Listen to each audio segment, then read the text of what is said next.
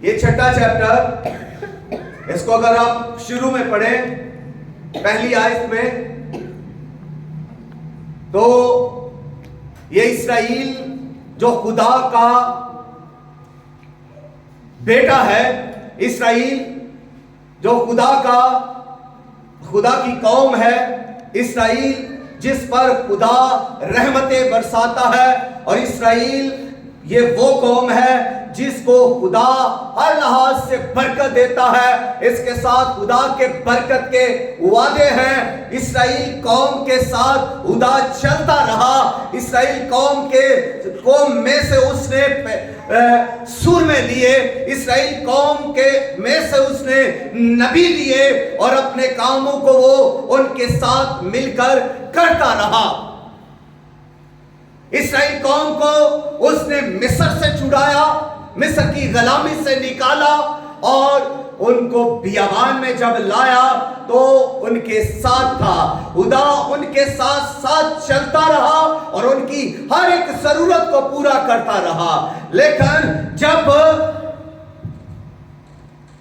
यहां पर ये कौम, बनी इस्राएल कौम, अब फिर से गुलामी के अंदर है, दुख उठा रही है, और ये 7 साल से मदियानियों की गुलामी के अंदर है। यहां पर मदियानी इन पर चढ़ आए हैं, मदियानियों का हाथ इन पर भारी है, मदियानी इनका सब कुछ छीन कर ले जाते।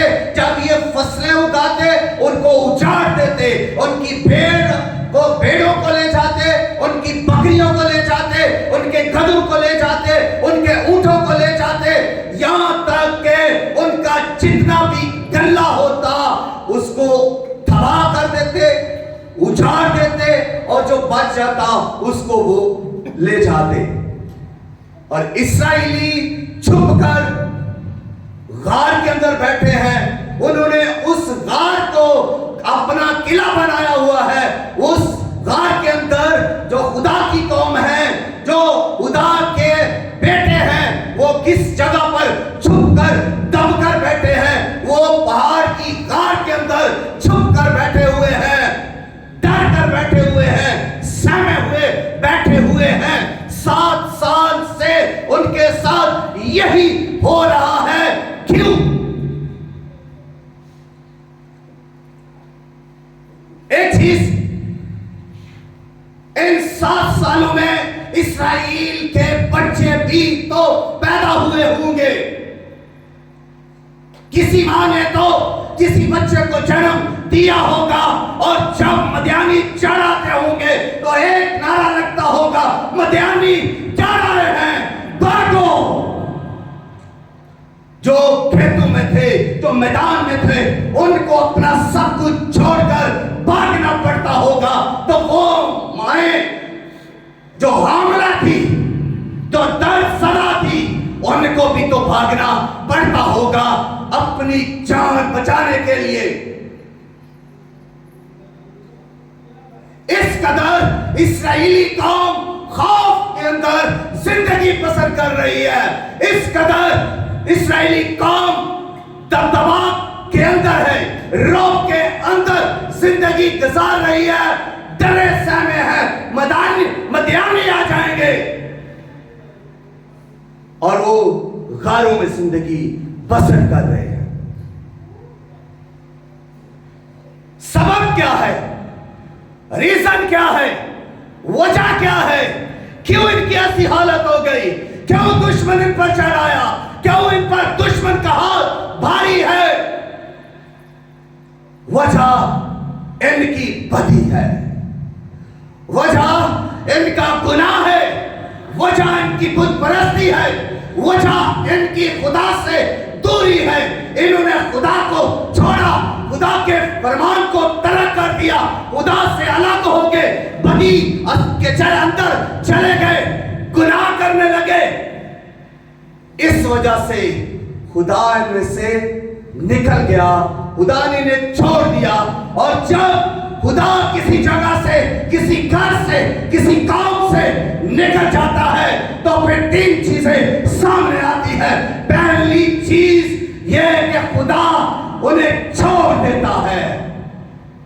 दूसरी चीज हिफाजत नहीं करता। और तीसरी चीज, उन पर दुश्मन चढ़ाता है, और दुश्मन खुदा ही चढ़ाता है।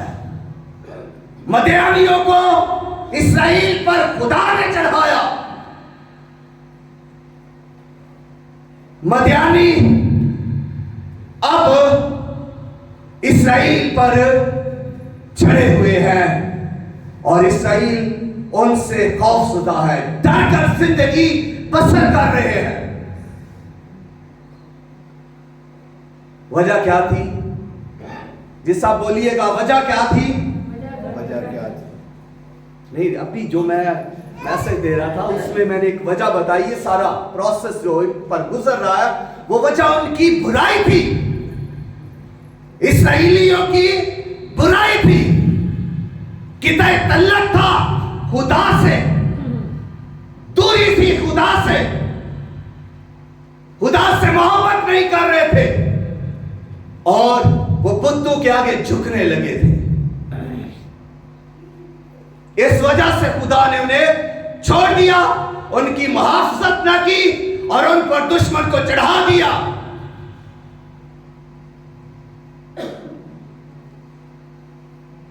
हम भी खुदा के लोग हैं, हम भी तो खुदा की परस्तश करते हैं, हम भी तो खुदा की इबादत करते हैं। और अगर हम बदी करेंगे, अगर हम गुनाह करेंगे, अगर हम जादूगरों के साथ रहेंगे, और अगर हम जादूगरी करेंगे, अगर हम तवीज कराकर लाएंगे, और अगर हम गैरों के पास जाएंगे, अगर हम दूसरे मबूदों के पास जाएंगे, और सनाकारी को नहीं छोड़ेंगे, बुत परस्ती को नहीं छोड़ेंगे, हमारे अंदर गलासत भरी होगी, चुगलियां, झूठ नहीं छोड़ेंगे, तो फिर खुदा क्या करेगा?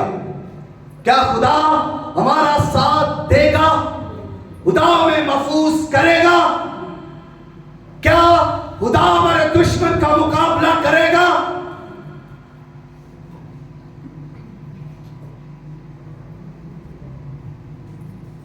खुदा उस वक्त हमारे दुश्मन से लड़ेगा जब हम खुदा के ताबिया होंगे, जब खुदा की परस्तश करेंगे, जब खुदा की तमजीद करेंगे, जब खुदा से मोहब्बत करेंगे। उस वक्त खुदा हमारी मदद करेगा, हमारी हिफाजत करेगा, हमारे दुश्मनों से लड़ेगा। और बाइबल के अंदर लिखा है कि दुश्मन एक रास्ते से आएंगे तो 7 रास्तों से भागेंगे, लेकिन अगर हम नाफरमानी करेंगे, बुत परस्ती करेंगे, तो दुश्मन फिर क्या करेंगे? 7 रास्तों से भी आएंगे। जब दुश्मन आएंगे तो फिर खुदा हमें नहीं बचाएगा, खुदा हमें हमारी मुहाफजत नहीं करेगा, खुदा हमसे अलग रहेगा और हमें उन दुश्मनों के हवाले करेगा। जैसे बीमारी हमारी दुश्मन है, खुदा बीमारी को चढ़ा देगा। साथ वाले हमारे दुश्मन है, खुदा उनको जोर देगा, उनको आपके खिलाफ उठाएगा और वो आपको डुबा देंगे। जिनमें कभी जुर्रत न थी सर उठाने की, वो ही आप पर भारी पड़ेंगे, उन्हीं का हाथ आप पर भारी पड़ सकता है। इसलिए कि अगर आपने नाफरमानी की और खुदा को भूल गए तो फिर शिकस्त, फिर हरासा, फिर खौफजदा रहेंगे। यहां पर इस्राएलियों का यही हाल था और ये गारों के अंदर छुपे बैठे हैं, खौफजदा हैं, हरासा हैं। तो खुदा ने एक शख्स को लिया, खुदा ने एक शख्स को लिया जिसका नाम जदाऊन है, और खुदा जदाऊन के पास आता है। खुदा का फरिश्ता आकर कहता है, ऐ जबरदस्त सूरमा, यही लिखा है।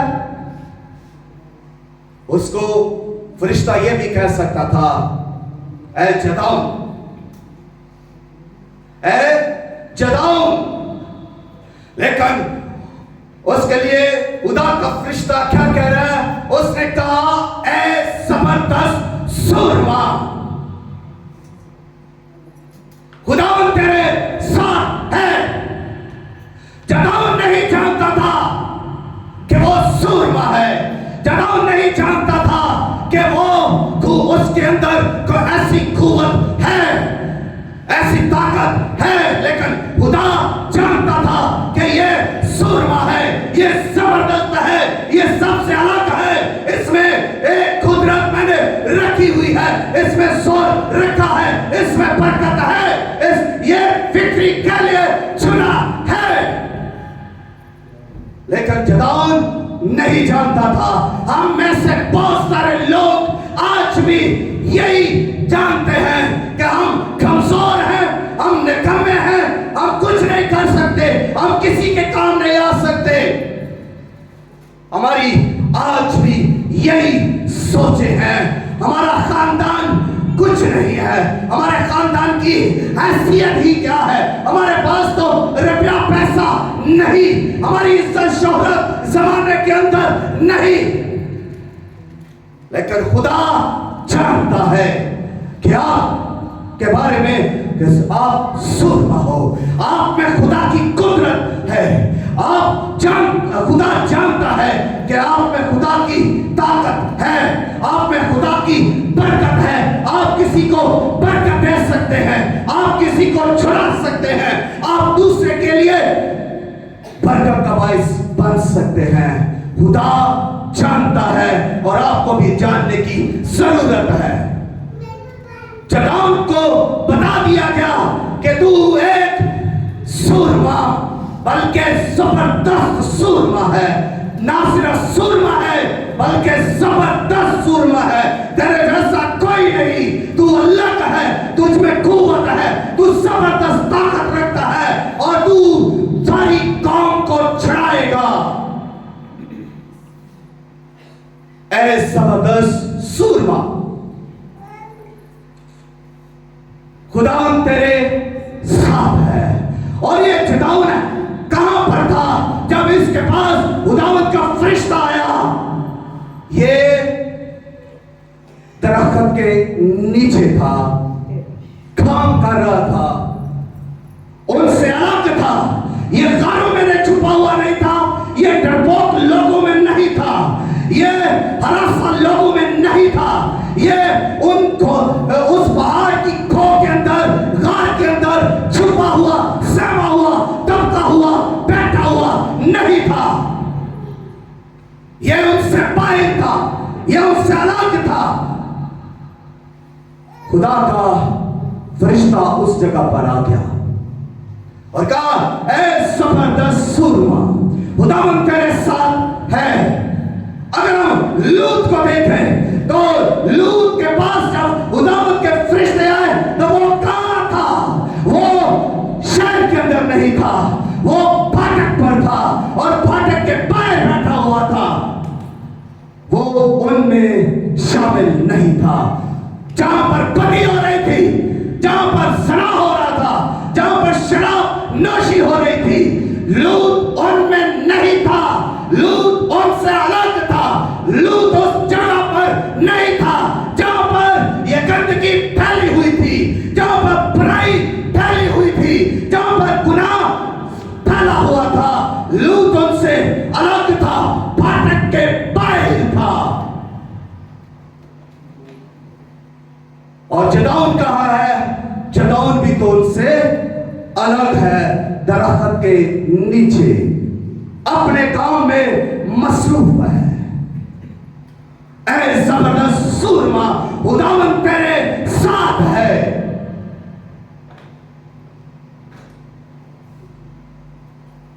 उसने इस बात को जानने की कोशिश की कि क्या खुदावन मेरे साथ है। उसने कहा, खुदावन ये पेड़ की खाल है, इस खाल को मैं खेत में रखता हूं, और अगर आज की रात और सिर्फ इस ऊन पर पड़े और सारा खेत सूखा हो, तो मैं जान लूंगा कि तू मेरे साथ है। और सुबह जब हुई तो उसने उस ऊन को निचोड़ा, तो प्याला भर पानी उसमें से निकला और सारा खेत सूखा हुआ था। फिर उसने कहा, अगर खुदावंद तेरा गुस्सा ना भड़के तो एक बार और मैं तुझे इसमें जमाना चाहता हूं। और उसने फिर कहा, ऐ खुदावंद, इसी ऊन को फिर मैं मैदान में खेत में रखता हूं। आज की रात अगर उस खेत में पड़े और ये ऊन सूखी रहे, तो मैं जान लूंगा कि तू मेरे साथ है। और सुबह ऐसा ही हुआ, उसने जान लिया खुदावंद मेरे साथ है। और खुदावंद के मंसूबे के मुताबिक उसने अपने आप को दिया कि मैं इस्राएल को छुड़ाने के लिए, बुझाने के लिए आगे जाऊंगा। उसने लोगों को इकट्ठा किया, मनादी की, खुदावंद हमें छुड़ाने को है, खुदावंद हमें बुझाने को है, खुदावंद हमारे साथ है। और जब उसने मनादी की तो 32,000 लोग उसके साथ शामिल हुए। सब हारों से निकल आए, खाओं से निकल आए, जो छुपे थे सब निकल आए, जो डरे हुए थे निकल आए, जो कब्रों में दबकर बैठे थे निकल आए। और सब 32,000 लोग उसके साथ खड़े हुए। खुदा ने कहा, ये तो बहुत ज्यादा है, मैं इनको अगर इनको साथ लेकर तू जाएगा तो ये फख्र करेंगे कि हमारे हाथ से हमें फतह मिली है, खुदावंद ने हमें फतह नहीं दी। इसलिए खुदावंद ने कहा, इनसे कह के जो खौफजदा है, जो हरासा है, जो डर रहे हैं, वो जो सहमे हुए हैं, वो वापिस चले जाए। तो 22,000 ये पैगाम सुनकर वापस चले गए। वो लोग जो कुछ नहीं करना चाहते थे, वो लोग जो खुदा के साथ खड़ा होना नहीं चाहते थे, वो लोग चल वापस चले गए, जिनकी जिंदगी के अंदर कोई मकसद नहीं था, जो डरपोक थे, जो झुके हुए थे, वो सब के सब वापस चले गए। रह गए 10,000 लोग। 10,000 जब लोग रह गए, फिर भी जगह से खुदावंद ने कहा, अभी भी लोग ज्यादा हैं, इनको अब तू चश्मा के पास ले जा। तरीका खुदा ने दिया, इनको चश्मा के पास ले जा। जो चपड़ चपड़ कर कुत्ते की तरह पानी पिएगा उसको अलग कर लेना, जो झुक कर मुंह डाल कर पानी पिएगा उसको अलग कर लेना। तो 9,700 लोग अलग कर लिए गए और उनमें से सिर्फ रह गए 300 लोग जो कुत्ते की तरह पानी पी रहे थे, चपड़ चपड़ कर पानी पी रहे थे, जिन्होंने पानी के अंदर मुंह नहीं डाला, जिन्होंने घुटने नहीं टेके, जिन्होंने अपने आप को नहीं जिताया, वो 300 लोग रह गए। और खुदा ने कहा, इन 300 लोगों को अलग कर ले, ये चुने हुए हैं, ये मेरे मकसद को पूरा करेंगे, ये तेरे साथ जाएंगे।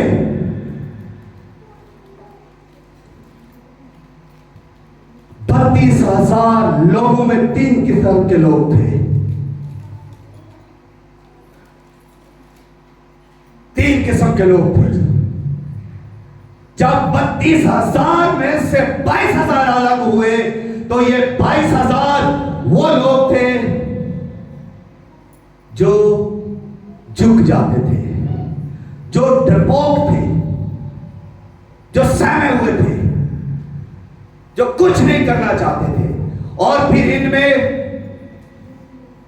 जो 10,000 बाकी रह गए, उन 10,000 में जब 300 बाहर निकले, तो दूसरी किस्म के लोग थे, वो अपनी जरूरत के मुताबिक झुकने वाले लोग थे। यानी 9,700 लोग ऐसे थे जो अपनी जरूरत के लिए झुक जाते, जो अपनी जरूरत के लिए सजदे में आ जाते, जो अपनी जरूरत के लिए वो जादूगर के पास जाएंगे, जो अपनी जरूरत के लिए वो कब्र को सजदा करेंगे, जो अपनी जरूरत के के लिए वो किसी दूसरे चर्च में दूसरे पास्टर के पास जाएंगे। अगर चाहे वो कुछ और ही तालीम हो या उसका कोई और ही मिशन हो, लेकिन वो अपनी जरूरत के लिए जाएंगे क्योंकि उन्हें अपनी जरूरत पूरी करनी है। ये वो थे जो प्यास के लिए झुक गए, जो पानी के लिए झुक गए, ये पानी के लिए। और ये वो है जिन्होंने अपना मुंह पानी में डाल दिया। कहीं पर भी ये जाएंगे। और तीसरी किस्म के लोग ये हैं जो 300 लोग थे, ये ना झुकेंगे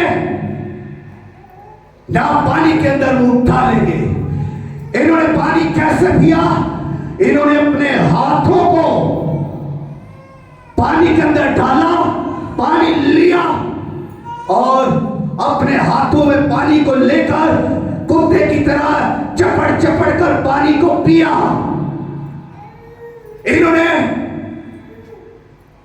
झुकना पसंद नहीं किया, सजदा करना पसंद नहीं किया और इन्होंने पानी को ही सब कुछ नहीं समझ लिया। ये जानते थे कि इनको क्या करना है। इनको 2 काम दिए गए। पहला, इनको ये काम करना था कि इनको जलाना था, इनको जलाना था। दूसरा काम, इनको फूंकना था।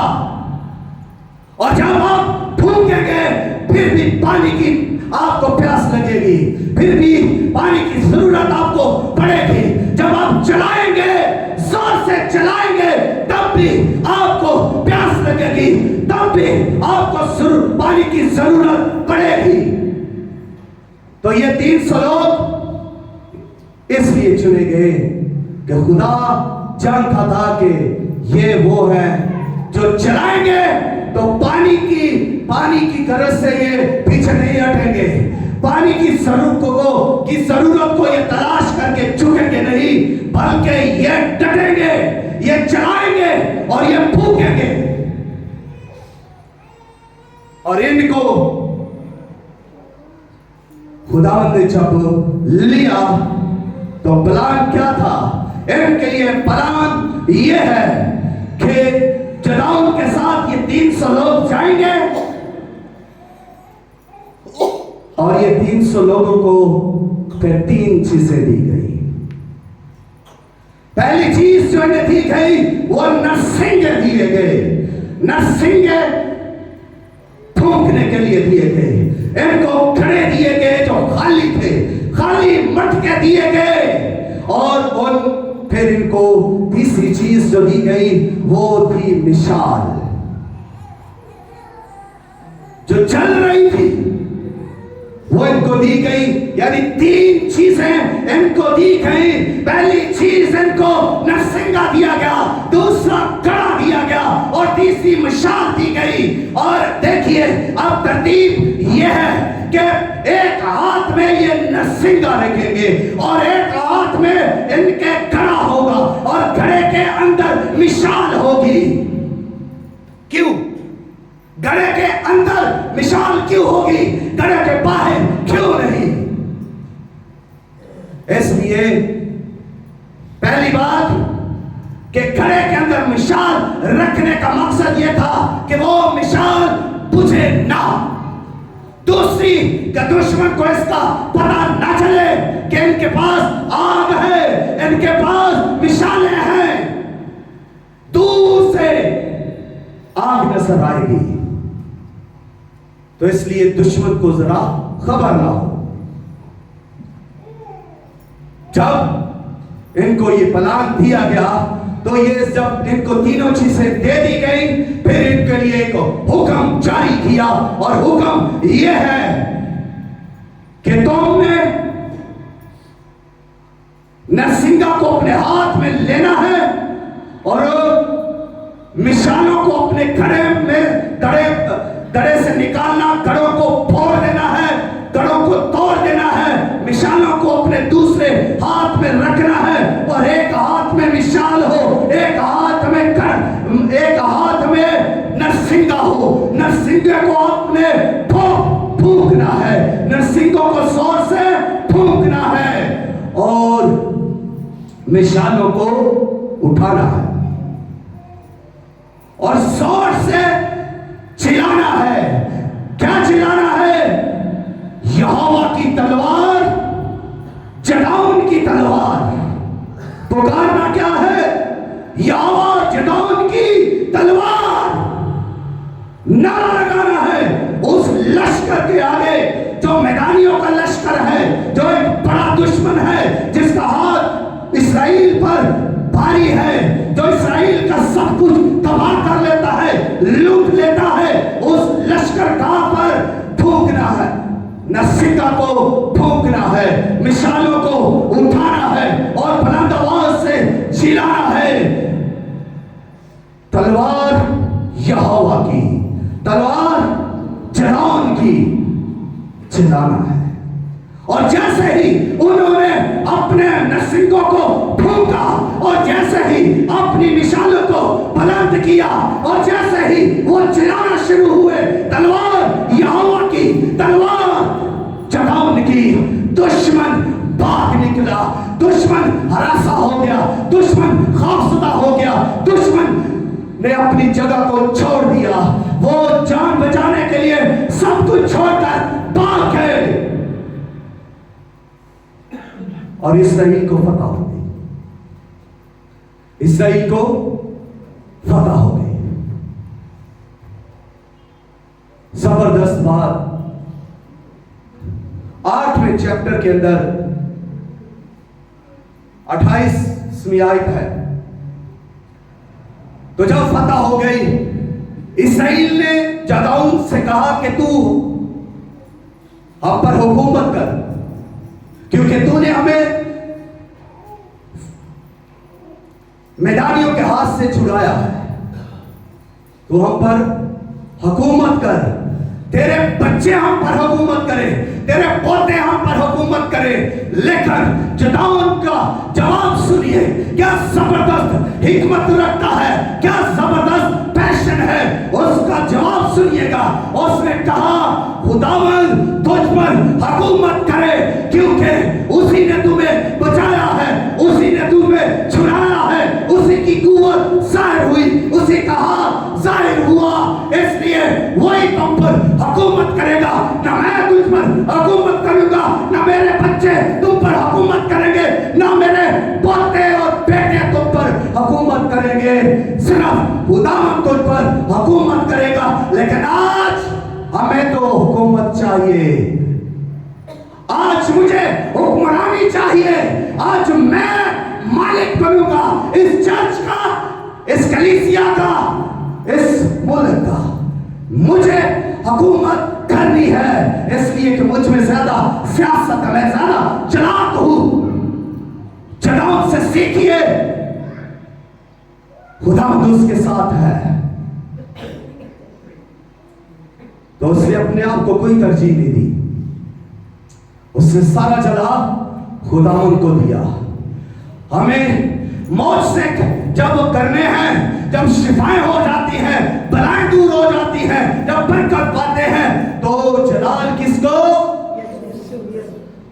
यीशु को देना चाहिए। तो हम खादमीन अपने आप को जलाल दे। मैंने दुआ की बदरू जल गई, मैंने दुआ की बदरू निकल गई, मैंने दुआ की मौजसा हो गया, मैंने दुआ की ये हो गया। मेरे वक्त में चर्च ऐसे था, मेरे वक्त में चर्च बुलंदियों पर था, मैं था, बस मैं था, मैं हर शख्स मैं कर रहा है। खुदा कहां है? इसीलिए 32,000 को खुदा ने नहीं लिया,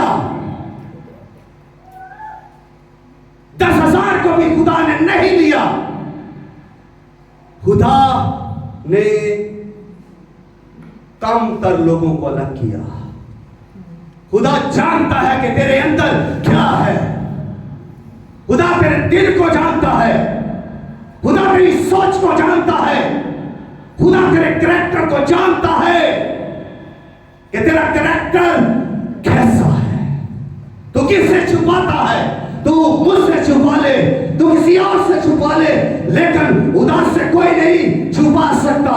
उधर जानता है, उधर देखता है कि तेरे बातन के अंदर क्या है, तेरे मंसूबे क्या है। खुदा जानता है, और खुदा किन को लेता है अपने मकसद के लिए? Chosen people. खुदा उनको लेता है जो चुने हुए हैं। खुदा ने 300 लोगों को चुन लिया और खुदा ने उनको इस्तेमाल किया। खुदा ने उनको जांचा और जिदाओं को दिखाया कि ये हैं जो तेरे साथ होंगे। खुदा उनको ले लेता है जो हलीम है, जो फरोतन है, जो खुदा के लिए अपने आप को देना चाहते हैं, जो अपनी लियाकत को, अपनी कुव्वत को, अपने बदन को, अपने दिल को, अपने हाथों को, अपने घर बार को खुदावंद के लिए देना चाहते हैं। खुदा उन्हें ले लेता है। यीशु मसीह ने भी 12 लोगों को चुना, बस 12 लोगों को, बड़े मकसद के लिए, बड़े काम के लिए, खुशखबरी के पैगाम के लिए 12 लोगों को चुना। खुदावंद 5000 को क्यों नहीं चुन लिया? जिनको उसने खाना खिलाया वो ईमान ला सकते थे, वो साथ चल सकते थे, क्योंकि उनको खुदावंद ने शेर किया, बड़ी कुदरत दिखाई, वो चल सकते थे यीशु के साथ। और खुदावंद यीशु मसीह उन्हें चुन सकते थे इस काम के लिए, लेकिन नहीं, 12 को चुना। खुदावंद क्वालिटी को देखता है, क्वांटिटी को नहीं। आप में कौन सी क्वालिटी है, खुदावंद की निगाह उस पर है। कितने चर्च के अंदर है, नो प्रॉब्लम। अगर इस चर्च के अंदर 10 खालिस हैं, खुदा काम करेगा। अगर इस चर्च के अंदर 20 खालिस हैं, खुदा काम करेगा।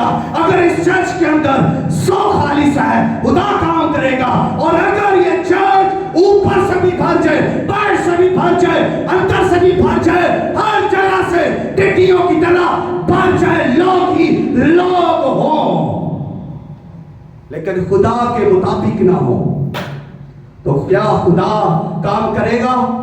खुदा अपना मंसूबा पूरा करेगा? खुदा क्या मौजज़ा करेगा? खुदा क्या रहाई देगा? खुदा क्या बरकत देगा? No, never. इसलिए कि उसके दिल के मुआफी कोई नहीं। जब तक उसके मर्जी के मुताबिक नहीं होंगे, उसके मंसूबे के मुताबिक नहीं होंगे, जब तक आप उनसे बाहर निकलेंगे नहीं। जदाऊद उनसे अलग, लूत अपने शहर से बाहर, और ये 12 लोग जो यीशु मसीह ने चुने, सबसे अलग कर लिए।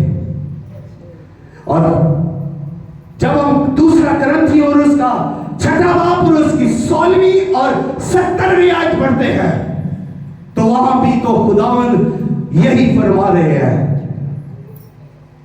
कि तुम उनसे अलग होकर रहो। उनसे किन से? बदकारों से अलग रहे, झूठों से अलग रहे, गैर निजात याफ्ता लोगों से अलग रहे, गुनाहगारों, चोरों से, फरेबियों से, जादूगरों से अलग रहे, दूसरी दीगर अक़वाम से अलग रहे जो खुदा को नहीं मानती, अलग रहे। तो फिर खुदा क्या कहता है? तुम मेरी बेटियां और बेटे होगे और मैं तुम्हारा बाप होऊंगा। खुदा के आइन है, खुदा कुछ डिमांड करता है। पहले खुदा डिमांड करता है, उनसे अलग रहो, नापाक चीज को न छुओ, तो मैं तुम्हारा बाप होऊंगा और तुम मेरी बेटियां और बेटे होंगे। पतरस अपने हाथ में लिखते हैं, क्या तुम नहीं जानते? तुम बरगजीदा नस्ल, शाही बानू का फिरका, मुकद्दस कौम और खुदा की उम्मत हो। तुम तारीकी से निकाले गए हो और खुदा की अजीब रोशनी में लाए गए हो, इसलिए कि उसकी खूबियां जाहिर करो, इसलिए कि उसका जलाल जाहिर करो, इसलिए खुदा ने तुम्हें अलग किया है। आज तुम जो इस चर्च के अंदर थोड़े से बैठे हुए हो, क्या तुम्हें दुनिया की चीजों से लगाव नहीं? क्या तुम्हें बाजार जाना पसंद नहीं? क्या तुम्हें शादी में जाना पसंद नहीं? क्या तुम्हें और दीगर काम जो दुनिया के हैं करने पसंद नहीं? तुम्हें यह पसंद है कि तुम खुदावंद की इबादत करो, आपको यह पसंद है कि खुदावंद से प्यार करें, खुदावंद के आगे झुके, और खुदावंद ने तो आपको चुना है, बुलाया है खुदावंद ने उसका जलाल जाहिर करने के लिए। आप चुने हुए हो, इसलिए खुदा की हजूरी में हो। आपने खुदा को कबूल किया है, इसलिए खुदा के हजूरी में हो। आप खुदा के मंसूबे और खुदा के प्लान में हो। जब तक आप खुदा के फरमान और उसकी मर्जी को पूरा नहीं करेंगे, मंसूबों में आगे नहीं बढ़ सकते। रसूलों ने अपनी सारी जिंदगी खुदावंद यीशु मसीह के कदमों में रखी और उन्होंने जमीन की हदों को छू लिया। सारी दुनिया के अंदर उन्होंने मनादी की, खुशखबरी दी और यीशु मसीह की गवाही दी, इसलिए कि वो खुदा बाप की मर्जी के मुताबिक चलते रहे, और जब वो मर्जी पर चल रहे हैं तब ही वो मंसूबों को पूरा कर रहे हैं। हम भी अगर मर्जी को पूरा करेंगे, फिर खुदा के मंसूबों में आगे बढ़ेंगे। अगर हम मर्जी में खुदा की मर्जी करने में पूरी करने में फेल है, तो फिर मंसूबा पूरा करने में भी फेल है।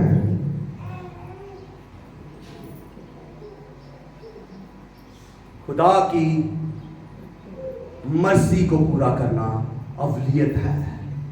पहले मर्जी पूरी करें, फिर खुदा मंसूबा पूरा करेगा, फिर खुदा कुव्वत बख्शेगा, खुदा दलेरी देगा, खुदा साथ होगा। जो खुदा की मर्जी में ही फेल हो गया है, जिसने खुदा का साथ ही छोड़ दिया है, वहां खुदा उसके साथ कैसे चलेगा? जदाऊद ने अपना सब कुछ खुदा के कदमों में रख दिया, उसने सजदा किया, प्रस्तश की खुदा की, तमजीद की खुदा की, मंसूबे के आगे झुक गया कि तू जो कहता है वो करेगा, तू मेरे साथ है। जदाऊद ने सब कुछ, यहां तक कि उसने अपने बाप के बुतों को तोड़ दिया। लेकिन सोचिए कितनी मुश्किल बात है बाप के खिलाफ जाना। हमारा बाप जो जिस्मानी है, हम उसके खिलाफ नहीं जा सकते, नहीं जा सकते। बहुत सारे घराने आज भी वही काम कर रहे हैं जो उनका बाप कर रहा है, बच्चे वही कर रहे हैं, जिसकी वजह से घराने तरक्की नहीं कर रहे, घराने बरकत नहीं पा रहे, रुकावटें हैं। वो सारे काम जो बाप कर रहा है, अगर बाप गलत है, रॉन्ग है, खुद परस्ती कर रहा है, कोई उसने देवता बना रखा है, तो बेटे औलाद भी वही कर रही है, तो फिर ये गलत है, ये गलत है। और खुदा कभी भी बरकत नहीं देगा उस घराने को, कभी भी खुदा आगे नहीं लेकर जाएगा। यहां पर देखिए जदाऊद की आजमाइश है। खुदा ने जदाऊद से कहा कि अपने बाप के बुतों को तोड़ दे, और उसी रात उसने उसके बुतों को तोड़ दिया। जदाऊद ने यह नहीं देखा कि मेरा बाप क्या करेगा, मेरा बाप मुझसे कितना खफा होगा, ये कौम कितनी मुझसे खफा होगी।